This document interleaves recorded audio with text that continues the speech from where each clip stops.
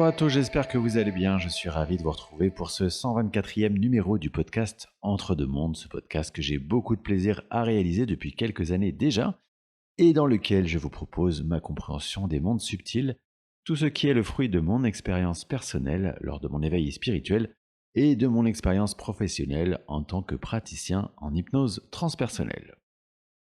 Alors aujourd'hui, à travers cet épisode, je vous propose de vous parler d'amour et de contrat d'âme.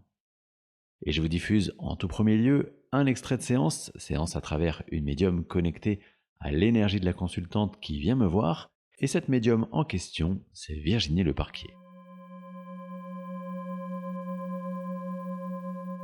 Est-ce que tu peux me dire ce que tu ressens de lui? J'ai l'impression qu'il veut plus, comme il l'a pas assez. Enfin, j'entends encore beaucoup en demande, tu sais, comme si, «Rassure-moi, donne-moi de l'amour». Maintenant je vais essayer de le voir lui extrait, en fait, de la relation, juste lui qui il est. On montre son côté assez juvénile, comme si, c'est un peu comme une jeune âme, mais, un peu comme un Jedi aussi, tu vois? Qui veut énormément apprendre. D'accord. En clair, qu'est-ce que ça permettait cette relation, tu vois? En quoi c'était important qu'ils vivent ça, lui et elle? Eh bien, elle, c'était aussi pour, redonner, tu sais, de la flamme dans son cœur. Ne pas s'endormir, en fait, de ce côté-là. Tu sais, ressentir des palpitations, ressentir, son cœur, en fait, qui aime, qui bouge, qui vibre, et lui, il avait besoin d'elle, sur son parcours. Ce qu'ils ont vécu, dans cette vie, est-ce que ça fait écho à un autre à d'autres vies, à une ou d'autres vies? Il y a une promesse qui a été faite, tu sais, «Je ne t'appartiendrai jamais». Comme si, tu vois, ça empêche l'union classique, en fait. C'est pas dans la vision, tu vois, du mariage, de quelque Oui, chose de comme la ça. vie, de la Voilà, relation, sentimentale, oui, posée. c'est ça. OK. En quoi C'est ça rigolo. c'était important justement de poser cette intention de: «Je ne t'appartiendrai, jamais»? Hem, Certainement, ils viennent expérimenter leur, individualité. Tu sais, le fait de pouvoir échanger des sentiments, mais sans appartenir à l'autre, comprendre la possession, la non-possession, se respecter, respecter leurs limites. D'accord, ça c'est une expérience plus pour elle ou plus pour lui, c'est qui est demandeur finalement? Hem, j'ai l'impression que c'est elle qui lui a dit: «Je ne t'appartiendrai jamais» et que c'est lui qui est en demande. C'est un peu un jeu entre eux. C'est-à-dire que du point de vue de l'âme, c'est un peu un jeu, c'est ça? Oui, Et c'est quoi le bénéfice? Parce que j'imagine qu'il y a une expérience derrière, cette notion de jeu. oui. C'est que lui comprenne que vraiment sur les plans supérieurs, qu'effectivement chacun est individuel, qu'il y a pas cette fusion, un peu idéalisée et qu'il a Mmh. tendance à oublier sur terre parce que sinon ça le fait pomper dans l'énergie de l'autre. Mmh. Donc il va comprendre au fur et à mesure des incarnations qu'il a sa propre énergie et qu'il a pas besoin d'être alimenté par l'autre pour être en vie en fait, tu vois? Qu'il peut se reconnecter à ses propres ressources. D'accord, donc tout ça derrière, c'est dans un souhait de l'âme de comprendre jusqu'à les limites du rôle de l'autre sur soi et de sa Exactement, c'est ça? oui, c'est ça.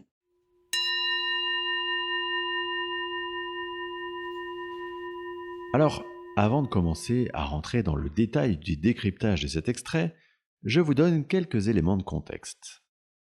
Durant l'entretien, la consultante m'indique que dès le premier regard, c'est comme si leurs âmes s'étaient reconnues, irrésistiblement attirées l'une par l'autre. Cette relation sentimentale en question, c'est une relation qui a duré quelques mois parce que, malgré cette évidente attraction, leur contexte rendait cette relation impossible, et notamment ses attentes à lui envers elle. En l'occurrence, cette consultante est ce qu'on appelle une vieille âme. Une vieille âme, je vous l'ai déjà dit et je vous le redis, c'est une âme très expérimentée sur ce terrain d'incarnation qu'est la Terre. Ça ne fait pas d'elle quelqu'un de mieux ou de moins bien qu'une autre âme, c'est simplement qu'elle a un bagage d'expérience plus complet. Une vieille âme, donc, c'est forcément un terme relatif à cette terre, parce qu'on peut être une jeune âme sur cette terre, mais avoir beaucoup expérimenté par ailleurs. Il faut savoir que les vieilles âmes, elles prennent souvent plaisir à venir travailler avec des jeunes âmes, donc des âmes moins expérimentées. Souvent, par exemple, en s'incarnant dans des familles de jeunes âmes ou en vivant des relations sentimentales avec elles. Et pour une jeune âme, c'est comme l'assurance d'une expérience profitable.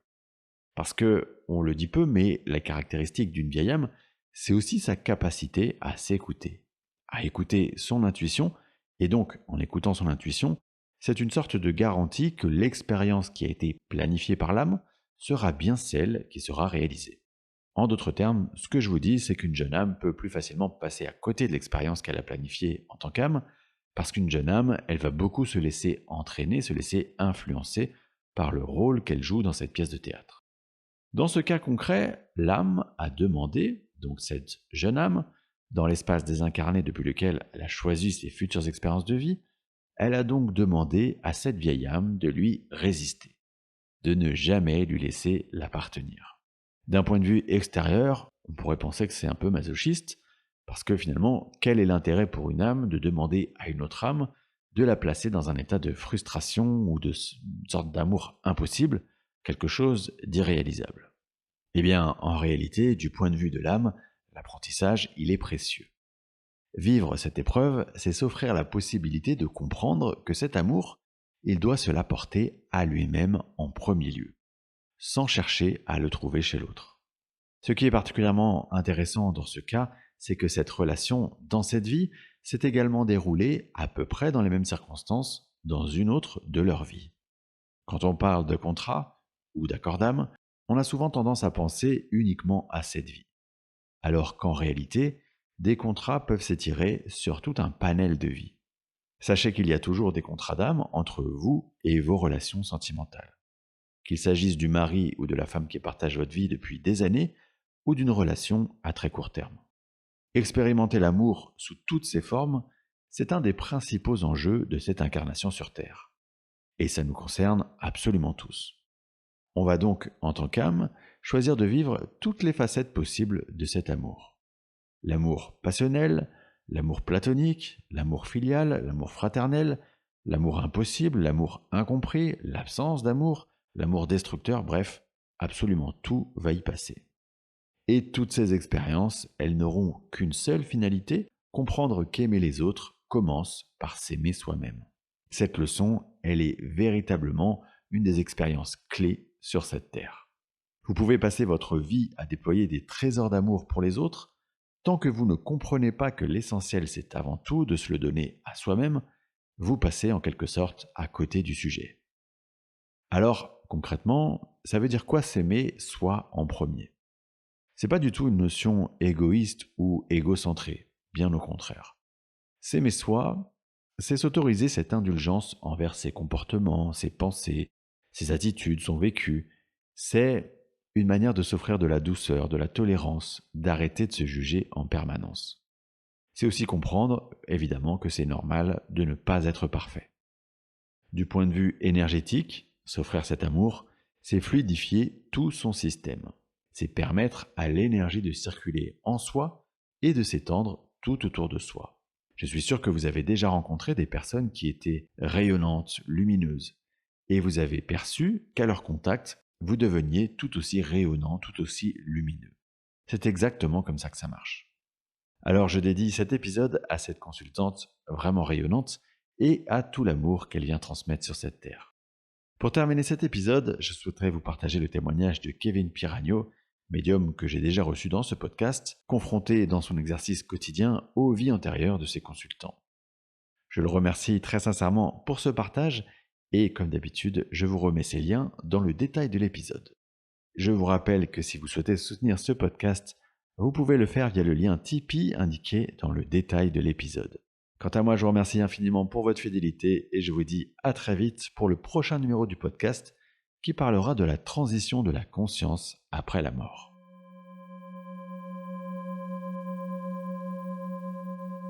J'ai eu un jour une personne qui vient en rendez-vous et elle me dit: «OK, voilà, j'ai toujours un problème concernant, mon domaine sentimental». Elle a rencontré un homme, c'est waouh, ça a été tout de suite fusionnel, il y a une symbiose, il y a eu quelque chose qui a fait que, il y a une résonance particulière, mais malgré tout, blocage.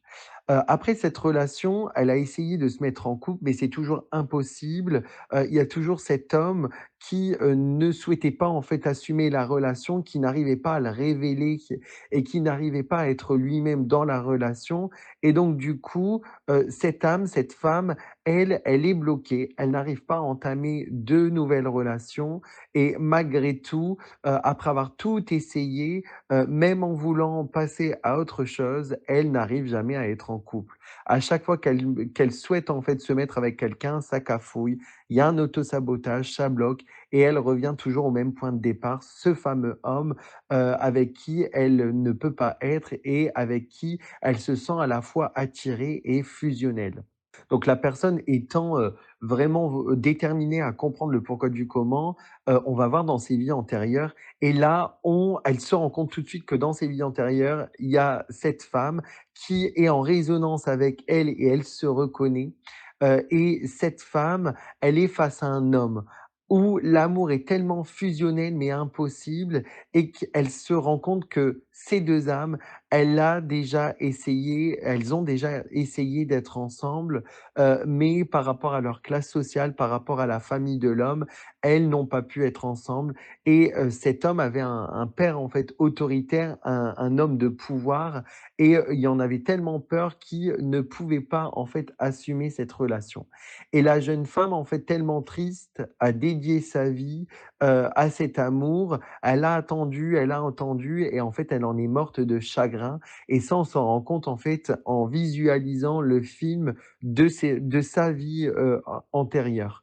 Aujourd'hui, quand on fait la séance, on se rend compte que, elle est toujours reliée en fait à cet ancien amour, et donc bah, à chaque fois ça va créer une mémoire bloquante, par rapport au domaine sentimental, et l'univers, lui, il est farceur, il est joueur, et tout ce qui n'est pas compris, assimilé et digéré par l'âme, bah, va être de nouveau sur la table pour que les 2 âmes puissent non seulement libérer cette mémoire karmique, vont pouvoir libérer, harmoniser en fait ce contrat d'âme. Et donc la femme, en fait, en voyant ce film, déjà, elle va avoir une prise de conscience, et l'univers, il va, de nouveau, à chaque fois, créer un blocage, une mémoire bloquante par rapport au sentimental, pour que 2 choses. La femme, elle, elle prenne conscience de son pouvoir, de sa valeur, et qu'elle ne peut pas remettre son pouvoir et son bonheur dans les mains, en fait, de cette autre personne. Et l'homme, lui, va devoir prendre conscience au fur et à mesure qu'il doit se libérer en fait de la loyauté familiale, qu'il peut suivre, oui, les règles, mais que la première règle à suivre, c'est la règle de son propre bonheur. Et donc cette jeune femme, dans la vie antérieure, elle va justement ouvrir un livre, réécrire l'histoire pour justement harmoniser les contrats d'âme de ces 2 âmes justement, et c'est là en fait que l'équilibre du karma, que la balance et que les cartes se rejouent, que la conscience également, énergétique, se crée, et aujourd'hui, ces 2 âmes, elles sont beaucoup plus en harmonie, et elles peuvent en fait être en couple, et cet homme, eh bien, même inconsciemment, cet homme a pu mettre en lumière le lien parfois même toxique, les obligations toxiques en lien avec sa famille, et aujourd'hui, eh bien, ces 2 contrats d'âme sont à nouveau réunis et sont complètement harmonisés.